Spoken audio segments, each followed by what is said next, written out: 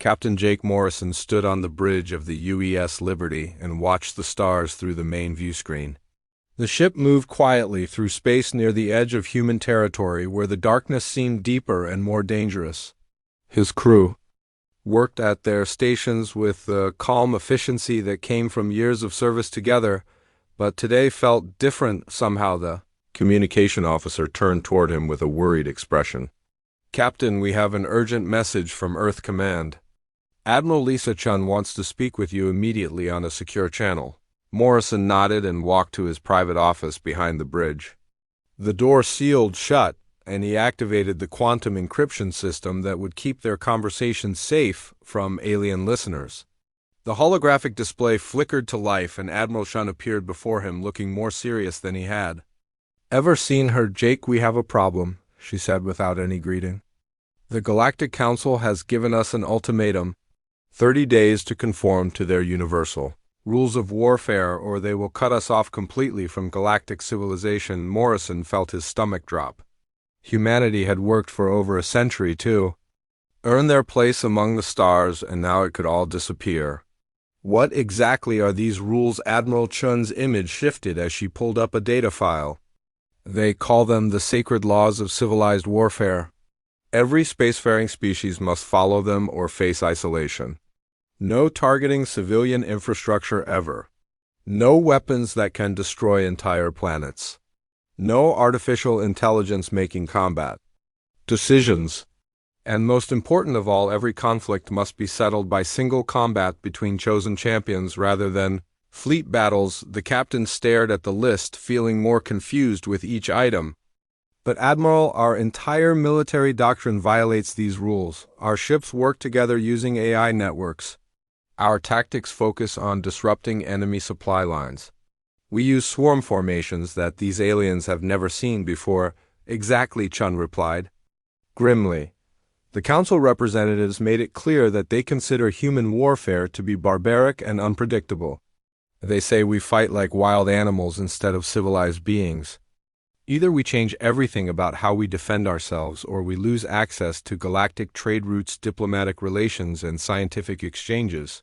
Morrison called his senior officers to the main briefing room after ending the transmission with Admiral Chun. Commander Ryan Foster arrived first, followed by Dr. Amy Rodriguez, the ship's expert on alien cultures and psychology.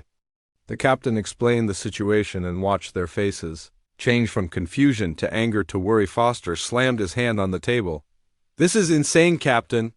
They want us to throw away every advantage we have. Our coordination between ships, our ability to adapt quickly in battle, our use of technology to minimize casualties on both sides. They want us to go back to fighting like it's some kind of medieval tournament." Dr. Rodriguez nodded slowly. "I've studied these species for years, and this makes sense from their perspective. Most alien civilizations developed space travel long before they perfected warfare. They see military conflict as a necessary evil that should be conducted with strict rules and honor codes. Humans develop differently. We've been fighting wars for thousands of years, and we've gotten very good at it. Too good, apparently." Foster muttered. The doctor continued. "What worries me more is the timing. I've been monitoring communications from the Zephyrian Empire, and they've been moving ships toward our border regions. If I had to guess, they asked the Council for this ultimatum. They see it as their chance to finally defeat humanity while we're forced to fight with our hands tied." Morrison studied the tactical displays, showing human space and the surrounding alien territories. Humanity controlled only a small section of this spiral arm, but they had built strong defenses and maintained good relationships with most of their neighbors. The Zephyrians had always been different, though, aggressive and expanding, constantly looking for new worlds to conquer. "How long until the Zephyrians make their move?" he asked. Rodriguez checked her datapad. "Based on their ship movements, I'd say 2 weeks, maybe less. They'll wait until we publicly accept the Council's terms, then declare war immediately. Under the sacred laws, we'll have to fight their champion in single combat for control of the border systems." Foster looked up from his tactical analysis. "And if we lose that fight, then we lose everything," Morrison said quietly. The contested border worlds, the trade routes, the mining stations. Worse than that, though, we'll be seen as weak by every hostile species in the galaxy. The Zephyrians won't stop with the border systems. They'll keep pushing until they've taken everything we've built. The three officers sat in silence for a moment, thinking about the impossible choice facing humanity. Follow the ancient rules and almost certainly lose everything in a rigged fight, or refuse the Council's demands and face complete isolation from galactic civilization. Morrison finally spoke again. There has to be another way. These rules have been in place for 10,000 years, according to the Council archives. No species has ever challenged them successfully. But maybe that's because no one has ever tried the right approach. Dr. Rodriguez looked thoughtful. What do you mean, Captain? I mean, maybe the problem isn't that we need to follow their rules. Maybe the problem is that their rules are designed to prevent any species from becoming too powerful. What if these sacred laws aren't really about honor or civilization at all? Foster leaned forward with interest. You think it's about control? Morrison nodded slowly. I think it's time we found out what happens when someone refuses to play by rules that were designed to make them lose. 2 weeks passed quickly, and Morrison's prediction proved correct. The Zephyrian Empire declared war on humanity exactly 14 days after the Galactic Council delivered their ultimatum. The declaration came in the form of a formal challenge, broadcast across every communication channel in known space. President Nathan Clark sat in his office on Earth, surrounded by his military advisors, and watched the holographic image of the Zephyrian war leader. The alien stood nearly 3 meters tall, with 4 arms and skin that looked like polished metal. When he spoke, his voice carried the arrogance of someone who had never known defeat. I am Warlord Kethver, the unbreakable champion of the Zephyrian Empire and conqueror of 17 worlds. Under the sacred laws of civilized warfare, I challenge the human species to single combat for control of the disputed border territories. Send your greatest warrior to face me in the ancient arena on Nexus Prime, and we shall settle this matter with honor. General Patricia Miller turned off the transmission and looked at the president with barely controlled anger. Sir, this is a setup. Our intelligence reports show that Kethver has been enhanced with Zephyrian quantum crystalline armor technology. No human weapon can penetrate it, and his strength is 10 times that of a normal person. They're not offering us a fair fight. They're offering us a public execution. President Clark rubbed his temples, feeling the weight of humanity's future on his shoulders. What choice do we have, General? If we refuse the challenge, the Council will declare us barbarians and cut us off from galactic civilization. If we accept, we'll probably lose everything anyway, but at least we'll have tried to follow their rules. The military leaders around the table exchanged worried glances. Admiral Chen spoke up from her position near the tactical displays. Mr. President, we do have one advantage. Colonel Steve Parker volunteered to be our champion, and he's the best fighter humanity has ever produced. 3-time winner of the Galactic Combat Championships, enhanced with our latest cybernetic improvements, and trained in every form of combat known to human science. Will that be enough? Clark asked. Honestly, sir, probably not, Miller replied. But Parker knows the odds, and he's willing to try. He says that if humanity is going to fall, it should fall fighting. Meanwhile, aboard the UES Liberty, Captain Morrison watched the alien fleets gathering in neutral space through his ship's long-range sensors. Hundreds of vessels from dozens of different species had come to witness what many believed would be humanity's final defeat. The viewing area around Nexus Prime looked like the largest military parade in galactic history. Commander Foster joined him at the observation deck, looking grim. Captain, I've been analyzing the alien fleet compositions, and I'm seeing something interesting. Most of these ships are using technology that's centuries old. Their weapons, their shields, their propulsion systems, everything looks like it was designed a long time ago and never improved. Morrison nodded thoughtfully. Dr. Rodriguez mentioned something similar. She thinks the sacred laws don't just control how species fight, they also control how much they're allowed to advance militarily. Keep everyone at the same level so no one gets too powerful. That would explain why they're so concerned about human tactics, Foster said. We've never stopped innovating, never stopped looking for better ways to fight and defend ourselves. To them, we must look like some kind of military revolution waiting to happen. Dr. Rodriguez appeared beside them, carrying a datapad full of intelligence reports. Captain, I've been monitoring communications between the alien fleets, and I'm picking up some very interesting conversations. Several species are quietly asking their allies about human military capabilities. They want to know how we coordinate our ships so effectively and why our tactics are so unpredictable. Are they getting answers? Morrison asked. That's the strange part, she replied. The older, more established species keep telling them that human methods are primitive and chaotic, but the younger civilizations don't seem convinced. I think we might have more supporters than the Council realizes. Back on Nexus Prime, Colonel Parker stood in the preparation chamber and checked his equipment one final time. The cybernetic enhancements in his arms and legs hummed with barely contained power, while his enhanced reflexes made everything around him seem to move in slow motion. He had trained for this moment his entire life, but he knew the odds were against him. His communication device activated, and President Clark's voice filled the room. Colonel, the entire human race is counting on you today. I won't lie to you, the enemy has advantages we can't match, but I believe in your skill and determination.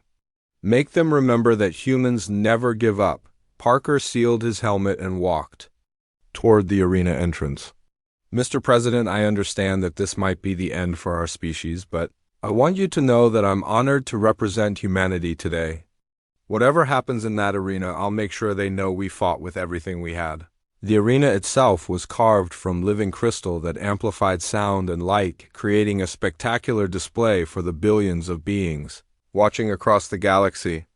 Parker entered from the human side, while Kethver emerged from the opposite entrance, looking like a walking fortress of metal and muscle high. Arbiter Veltar of the Procyon hierarchy stood in the center of the arena and raised his staff for silence. His voice carried across the space with ceremonial gravity. Today we witness the ancient ritual of champions, where right and might shall determine the fate of entire civilizations. Let all present bear witness that this combat is conducted according to the sacred laws that have maintained peace and order in our galaxy for 10 millennia. Parker studied his opponent and felt his heart sink. Kethver was even larger than the videos had shown, and the quantum crystalline armor covering his body seemed to shift and flow like liquid metal. When the Zephyrian moved, his speed was incredible. Despite his massive sizes, the Arbiter stepped back and signaled for the combat to begin. Parker drew his plasma sword and activated his defensive shields, while Kethver simply flexed his forearms and smiled, showing rows of razor-sharp teeth. Human warrior, the Zephyrian said in perfect English, your species has been a nuisance long enough. Today I will crush you, and tomorrow my fleets will burn your worlds to ash. The galaxy will finally be rid of your chaotic influence. Parker raised his sword and felt the weight of humanity's future in his hands. We'll see about that. The fight began with Parker moving faster than most beings could follow, but Kethver matched his speed easily. Zephyrian's forearms gave him an enormous advantage, allowing him to block attacks while striking back with devastating force. Parker's plasma sword connected with the quantum crystalline armor and barely left a scratch, while Kethver's counterattacks sent shockwaves through the human's defensive shields. Billions of viewers across the galaxy watched as the human champion used every technique he had learned over decades of training. Parker fought with precision and intelligence, using his smaller size to stay mobile and avoid the worst of his opponent's attacks. But the technological gap was simply too large to overcome after 20 minutes of brutal combat. Parker's shields failed, and Kethver's massive fist connected with his chest, sending him flying across the arena. The human struggled to his feet, blood running down his face, but his cybernetic systems were damaged and his movements were becoming slower. Kethver stalked toward him with the confidence of someone who had never lost a fight. You have fought well, human, but your time is over. Your species will make excellent slaves once we have broken your spirit. Parker raised his sword one final time, knowing it was useless but refusing to surrender. The Zephyrion's next attack shattered the weapon and sent Parker crashing into the crystal wall where he slumped to the ground, unable to continue. Fighting High Arbiter Veltar stepped forward and raised his staff. The combat is concluded. Victory goes to Kethver, the unbreakable champion of the Zephyrian Empire. Under the sacred laws, the disputed border territories now belong to the Zephyrian Empire, and humanity must withdraw all military forces within 72 hours. Kethver stood over Parker's broken body and spoke loudly enough for every viewer to hear. Let this be a lesson to any species that thinks they can challenge the established order. Humanity's chaotic ways have brought them nothing but defeat and humiliation. Soon we will claim all of their worlds and bring proper civilization to this corner of the galaxy. Captain Morrison watched from the bridge of the UES Liberty as the medical teams carried Parker from the arena. The colonel was still alive but barely, and his sacrifice had gained humanity nothing except a few more days before the inevitable invasion began. Admiral Chun's face appeared on the communication screen, looking older than Morrison had ever seen. Jake, I'm sending you new orders through the secure channel. What I'm about to tell you is classified at the highest levels and cannot be shared with anyone. Who doesn't already know? Morrison moved to his private office and activated the quantum encryption system. When the full message appeared on his screen, he stared at it for several long moments before he could believe what he was reading. The orders were simple but revolutionary. Protocol Broken Arrow is now authorized. All fleet commanders are to engage enemy forces with extreme prejudice using any and all available methods. The sacred laws are hereby declared null and void for all human military operations. Show them what we really fight like. Morrison called his senior officers to the briefing room and shared the classified orders. Commander Foster's eyes widened as he read the tactical parameters, while Dr. Rodriguez looked both excited and terrified. Captain, this changes everything, Foster said. We're not going to follow their rules anymore. We're going to fight the way humans actually fight. Dr. Rodriguez pulled up intelligence reports on her datapad. I've been monitoring Zephyrian communications, and they're already moving toward our border colonies. They think they've won, and they're not expecting any real resistance. Their fleets are spread out and vulnerable. Morrison studied the tactical displays, showing human space and the approaching enemy forces. How long do we have before they reach the civilian populations? 6 hours, maybe 8, Foster replied. But, Captain, if we're really doing this, if we're abandoning the sacred laws entirely, then we need to coordinate with the other fleet commanders. This kind of operation requires perfect timing. The captain activated the secure communication system, and within minutes he was connected to Captain Linda Hayes of the UES Vengeance and Commander Tony Rodriguez of the battle cruiser Independence. Both officers had received the same orders and both looked ready for what was coming. Ladies and gentlemen, Morrison said to the assembled commanders, humanity has been playing by someone else's rules for too long. Today we show the galaxy what happens when you corner the one species that never stopped learning how to fight. The human fleet began moving toward the Zephyrian forces with a coordination that would have been impossible under the sacred laws. Every ship connected to the tactical network, sharing sensor data and combat information faster than any biological mind could process. The artificial intelligence systems that had been forbidden under galactic law came online and began calculating attack patterns with superhuman precision. Dr. Rodriguez monitored alien communications as the human fleet approached their targets. Captain, the Zephyrians are confused by our movements. They're trying to figure out why we're not following standard retreat protocols. Some of their commanders are requesting permission to open fire, but their superiors are telling them to wait. They think we're still bound by the sacred laws, Foster observed. They expect us to withdraw peacefully and let them occupy our territory. They have no idea what's about to hit them. Morrison watched the tactical display as the distance between the fleets decreased rapidly. The Zephyrian ships moved in the formal formations prescribed by ancient law, completely unprepared for the type of warfare they were about to face. All ships, this is Captain Morrison, he announced over the fleet communication channel. You are cleared to engage the enemy using any means necessary. Remember, we're not just fighting for territory today, we're fighting for the right to defend ourselves the way we choose. Make every shot count. The first human attack came without warning as the UES Liberty and her escorts dropped out of faster-than-light travel directly behind the Zephyrian rearguard. Before the aliens could react, human weapons tore through their shields and disabled their engines, leaving them helpless in space across the battlefield. Similar scenes played out as human ships used tactics that violated every assumption about proper warfare. They didn't line up for honorable combat, they struck from unexpected angles using holographic decoys and quantum mines that phased through enemy shields. The Zephyrian fleet commander broadcast an urgent message demanding that the humans cease their illegal attacks and return to civilized combat protocols. Morrison's response was broadcast across every communication channel in the system. "We tried your civilized combat and watched our champion die in a rigged fight. Now you get to see what uncivilized combat looks like." The human attack spread across 3 star systems simultaneously as Admiral Chun's carefully planned strategy unfolded. Captain Morrison coordinated with fleet commanders throughout human space as their ships abandoned every principle of the sacred laws and fought with the ruthless efficiency that had made humanity dominant on their homeworld. The Zephyrian fleets found themselves facing something they had never encountered before. Human ships moved like a single organism, sharing information instantly and adapting to changing conditions faster than any individual commander could react.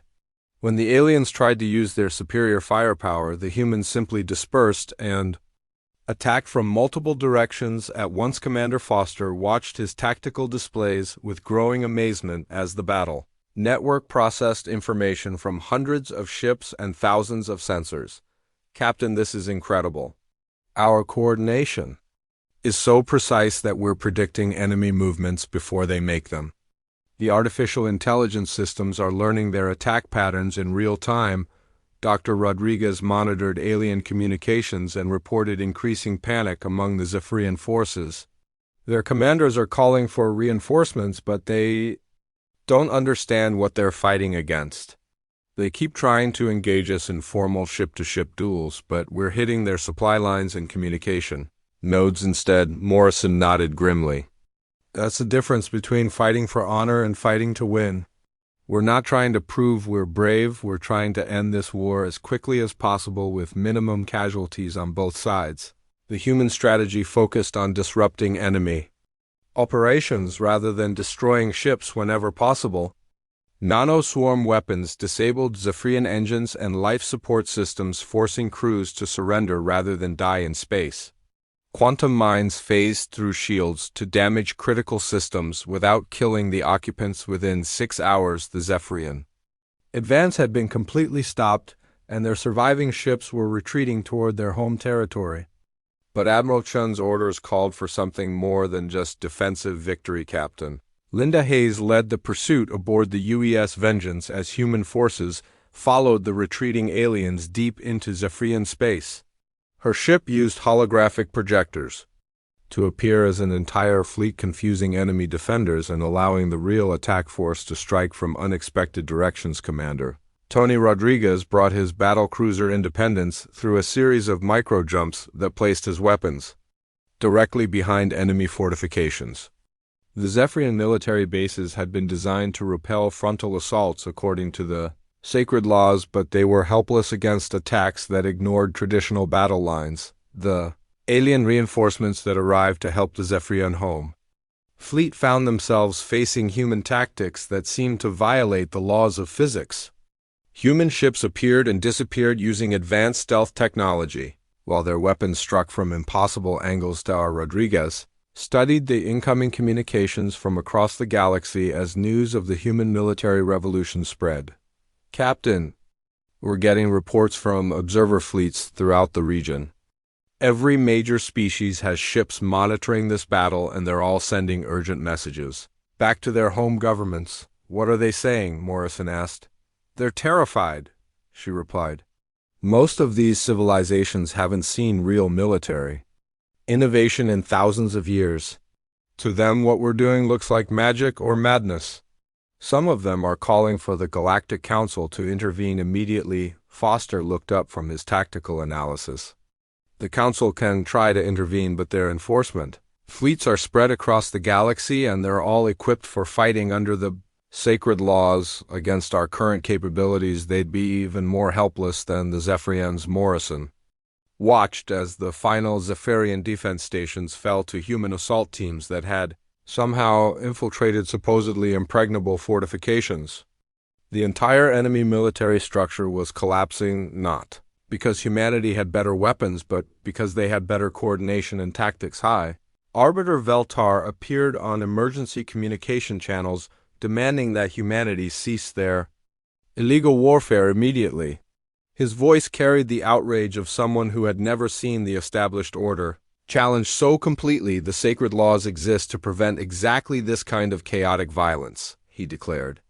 Humanity must return to civilized combat protocols or face the combined military might of the entire galactic community. Morrison's response was broadcast across every communication network in known space.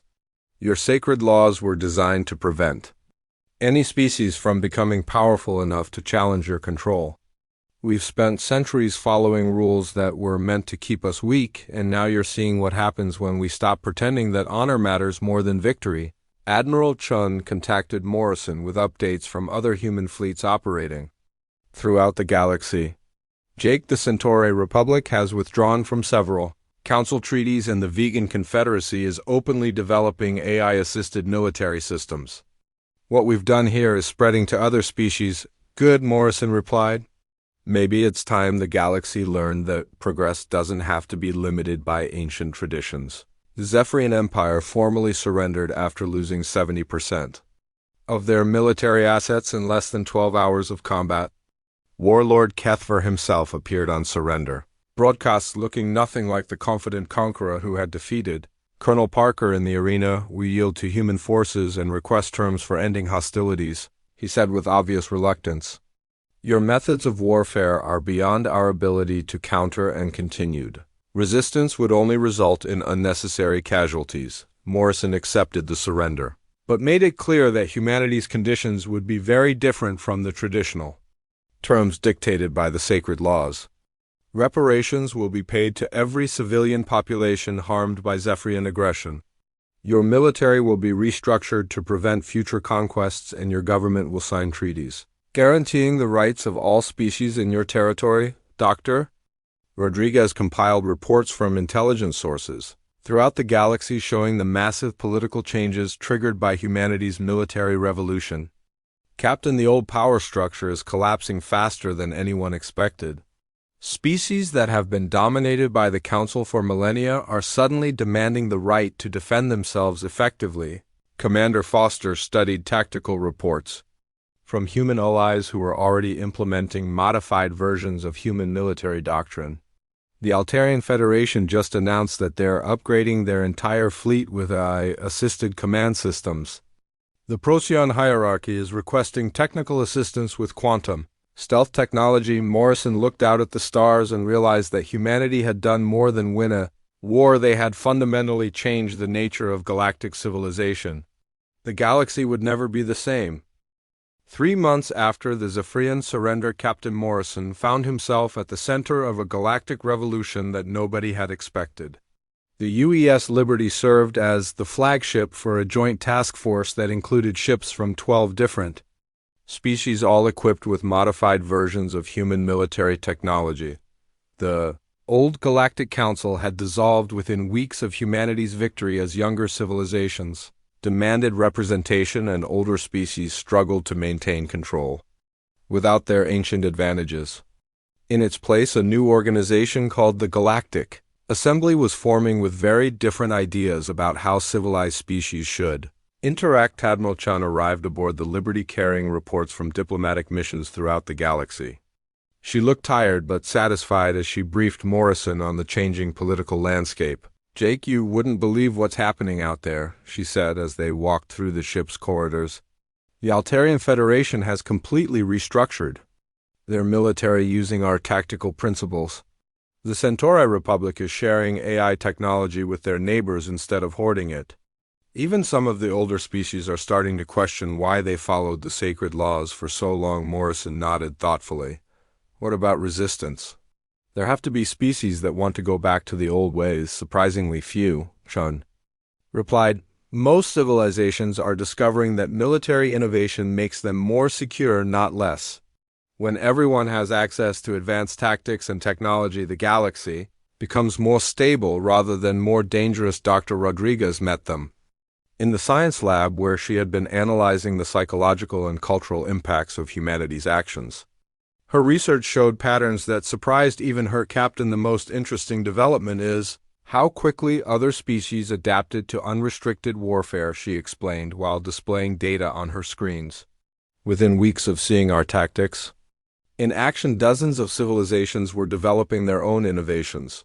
It's like they had been waiting for permission to think creatively about defense and security. Commander Foster joined the discussion carrying tactical reports from across the galaxy. The military applications are spreading faster than we can track them. Species that haven't fought a war in centuries are suddenly developing new weapon systems and defensive technologies. Some of their innovations are so advanced that we're learning from them now. Morrison studied the data showing the rapid transformation of galactic military doctrine. Are we creating a more dangerous galaxy or a safer one? Both and neither, Dr. Rodriguez replied. What we're creating is a more honest galaxy. Species are no longer pretending that ancient honor codes can solve modern problems. They're developing real solutions to real threats instead of hoping that tradition will protect them. The communication system activated and President Clark appeared on the main screen from his office on Earth. Behind him stood representatives from the new Galactic Assembly, including several species that had never been allowed meaningful participation in galactic affairs under the old council system. Captain Morrison, the President, began. I'm pleased to inform you that the Assembly has officially adopted the human doctrine of proportional response as the foundation for new galactic military law. Instead of restricting how species can defend themselves, the new laws focus on protecting civilian populations and preventing unnecessary destruction. High Arbiter Veltar, who had somehow managed to keep his position in the new government, appeared beside the President, looking much less arrogant than before. Captain, we owe humanity a debt of gratitude. Your actions forced us to examine laws that had become outdated and counterproductive. The new military protocols will allow for innovation. While maintaining ethical standards, Morrison was surprised by the admission. High Arbiter, I have to ask why you're supporting changes that reduce your authority. Veltar's expression showed something that might have been relief. Because, Captain, the old system wasn't working anymore. We were so focused on preventing any species from becoming too powerful that we prevented all species from becoming powerful enough to defend themselves effectively. Your revolution showed us that security comes from strength, not from weakness. After the communication ended, Morrison walked to the observation deck where he often went to think about the enormous changes happening around them. The stars looked the same as always, but everything else had transformed beyond recognition. Foster found him there an hour later, carrying reports of new developments from across the galaxy. Captain, I thought you'd want to know that Colonel Parker is making a full recovery. The medical team on Earth says he'll be ready for active duty within a month. That's excellent news, Morrison replied. What's his opinion about everything that's happened? He says he's proud that his sacrifice wasn't wasted, Foster answered. Apparently, he never expected to win that fight, but he hoped it would show the galaxy that humans don't surrender easily. He had no idea it would lead to this kind of revolution. Dr. Rodriguez approached, carrying a datapad full of communication intercepts from around the galaxy. Captain, I've been monitoring discussions between species representatives, and the patterns are fascinating. Nobody is talking about going back to the old system. Instead, they're debating how to improve the new one. What kinds of improvements? Morrison asked. Mainly ways to share technology and tactics more effectively, she replied. The Vegan Confederacy wants to establish joint training programs. The Procyon hierarchy is proposing research exchanges. Even former enemies are talking about cooperation instead of competition. Morrison looked out at the stars and thought about the chain of events that had brought them to this point. A year ago, we were worried about losing our place in galactic civilization. Now we're helping to rebuild it from the ground up, Foster nodded. The irony is that by breaking their rules, we actually made the galaxy more civilized. Species are working together instead of being held back by artificial limitations. A new communication signal reached the ship, and Morrison returned to the bridge to receive it. The message came from an unexpected source, the Zephyrian Empire, and specifically from former Warlord Kethfer himself. The alien appeared on screen looking very different from the arrogant conqueror who had defeated Parker in the arena. His quantum crystalline armor was gone and he wore simple civilian clothing. When he spoke, his voice carried humility instead of pride. Captain Morrison, I'm contacting you to request permission for Zephyrian observers to study human military doctrine. Our defeat taught us that our understanding of warfare was centuries out of date. We wish to learn new methods that focus on protection rather than conquest. Morrison was surprised by the request, but pleased by the change in attitude. Warlord Kethfer, humanity is willing to share our knowledge with any species that commits to using it responsibly. If your people are serious about changing their approach to military affairs, we can arrange for technical exchanges. We are very serious, Captain, the former warlord replied. Our old ways brought us nothing but defeat and humiliation. Perhaps it is time to learn from those we once considered inferior. 1 year after the day humanity broke the rules of war, Captain Morrison stood before the assembled representatives of the new Galactic Assembly on the neutral world of Unity Station.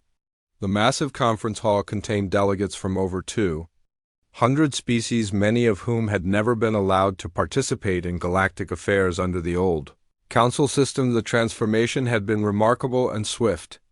Instead of a small group of ancient civilizations controlling galactic law through tradition and intimidation, the new assembly operated on principles of technological merit and cooperative defense.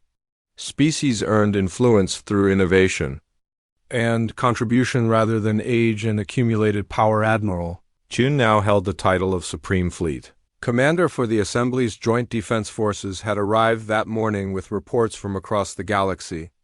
She stood beside Morrison as president. Clark delivered humanity's annual address to the galactic community. 1 year ago, we faced a choice between following rules that would have led to our destruction or breaking those rules to defend ourselves and our principles, Clark said to the assembled delegates.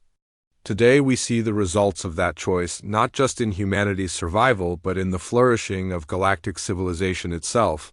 The president gestured toward the tactical displays showing peaceful trade routes protected by joint patrol fleets, and former enemy territories now working together on scientific and military research projects. The old sacred laws were designed to prevent change and innovation, but change and innovation are exactly what this galaxy needed to face the challenges of an expanding universe. Morrison looked around the assembly hall and marveled at how different it felt from the old council chambers. Instead of rigid hierarchies and ancient protocols, the new system encouraged debate and collaboration. Young species worked alongside ancient civilizations to develop solutions that none of them could have achieved alone. Dr. Rodriguez had been promoted to Director of Interspecies Relations, and her research on the psychological effects of the old system had become required reading at diplomatic academies throughout the galaxy. She approached Morrison with her latest findings. Captain, the cultural changes are even more significant than the military ones, she explained while showing him data from hundreds of worlds. Species that spent millennia stagnating under the sacred laws are experiencing renaissance periods in art, science, and technology. When you remove artificial limitations on one area of development, it seems to free up creativity in all areas. Former High Arbiter Veltar, who now served as the Assembly's chief legal advisor, joined their conversation. His role in the new government was very different from his position in the old council, but he seemed genuinely pleased with the changes. Dr. Rodriguez is correct, he said thoughtfully.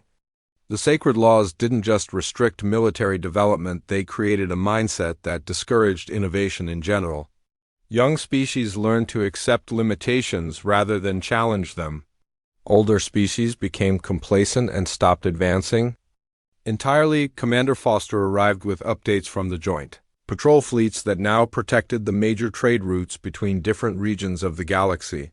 His ships worked alongside former enemies in missions that would have been impossible under the old system. Captain, the cooperation between species has exceeded all our projections, he reported enthusiastically. The Zephyrian engineers working on our stealth technology programs are some of the most dedicated people I've ever met. Former warlord Kethver himself designed the new, non-lethal crowd control systems that prevented 3 potential wars last month. Morrison nodded with satisfaction. What about resistance from species that want to return to the old ways? Almost none, Foster replied. The few civilizations that tried to maintain the sacred laws found themselves unable to defend against neighbors who had adopted modern tactics.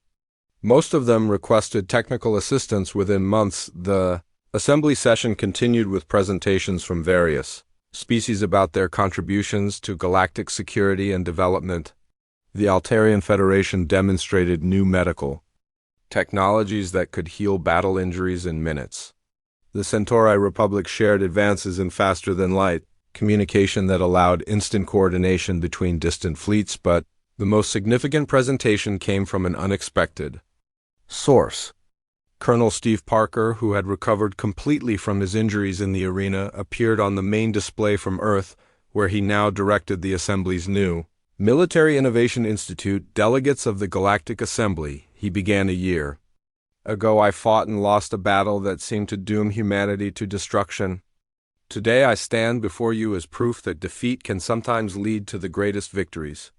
The injury that ended my fighting career led me to focus on developing defensive technologies that have saved millions of lives. Parker gestured toward displays showing medical advances, combat engineering innovations, and humanitarian aid systems that had emerged from military research programs. The old sacred laws treated warfare as a game with winners and losers. The new system treats security as a shared responsibility that benefits everyone. Morrison felt a deep sense of pride as he watched his former crew members and allies present their achievements to the galactic community. Dr. Rodriguez had become one of the most respected diplomats in known space. Foster commanded respect from military leaders across dozens of species. Even Admiral Chun, who had taken the enormous risk of authorizing Protocol Broken Arrow, was now seen as a visionary leader-president.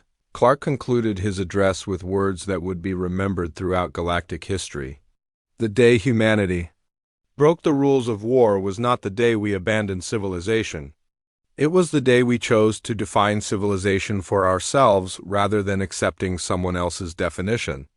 We discovered that true strength comes not from following ancient traditions but from having the courage to create better ones. The Assembly voted unanimously to establish the Morrison Doctrine as the foundation for all future military development, named for the captain who had first challenged the sacred laws. The doctrine emphasized innovation, cooperation, and the protection of civilian populations above all other considerations. As the session ended, Morrison walked to the observation deck of Unity Station and looked out at the stars. The galaxy was still vast and dangerous, but it no longer felt hostile. Hundreds of species were working together to explore new worlds, develop new technologies, and protect each other from threats that no single civilization could face alone. Foster found him there watching the ships from dozens of different species docking at the station's many ports. Captain, do you ever regret breaking those ancient laws? Morrison considered the question carefully before answering. Ryan, I think the real tragedy would have been if we had followed them. How many species spent thousands of years accepting limitations that prevented them from reaching their potential? How many problems could have been solved if civilizations had been allowed to innovate freely? Dr. Rodriguez joined them carrying a communication pad with messages from across the galaxy. Captain, I just received word that 3 more species have requested membership in the Assembly. Apparently word has spread about our approach to cooperative defense, and they want to be part of it. Are they willing to share their technology and accept our security protocols? Morrison asked. More than willing, she replied with a smile. They're offering to contribute resources to the joint research programs and requesting training exchanges with our military academies. Morrison looked out at the stars one more time and thought about the incredible journey that had brought them to this point. A year ago, humanity had faced extinction for refusing to follow rules that would have made them weak and vulnerable. Today, they were leading a galactic civilization that was stronger and more innovative than anything that had come before the day. Humanity broke the rules of war, had indeed changed everything, but not in the way anyone had expected. Instead of bringing chaos and destruction, it had brought cooperation and progress. Instead of making the galaxy more dangerous, it had made it safer for everyone. Foster spoke quietly. Captain, I think we proved something important that day. Sometimes the most civilized thing you can do is refuse to be civilized. According to someone else's rules. Morrison nodded in agreement. As ships from across the galaxy continued their peaceful missions of exploration, trade, and mutual defense. The stars still held dangers and challenges, but they also held unlimited possibilities for species brave enough to reach for them.